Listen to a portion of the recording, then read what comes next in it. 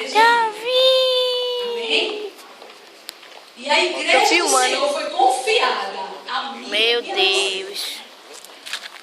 Olhe para o seu irmão, balance ele e diga: olha, a igreja do Senhor foi confiada a você. Não só o pastor Haroldo, mas a você. Amém?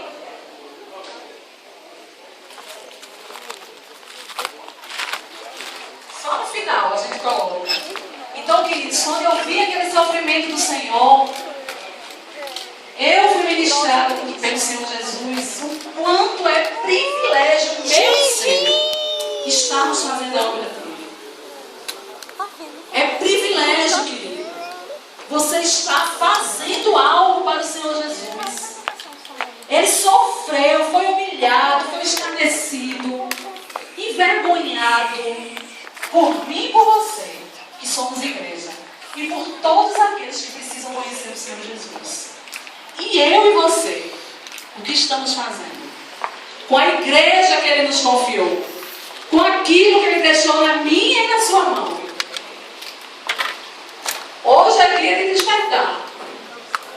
Hoje é dia de despertar. Alguns aqui nem sabem o que Deus tem, né, na obra. Começa a orar, querido. Começa a clamar: Senhor, dá-me uma área na tua casa. Dá-me alguma coisa para fazer na tua obra. Vem ajudar aqui no evangelismo na terça-feira.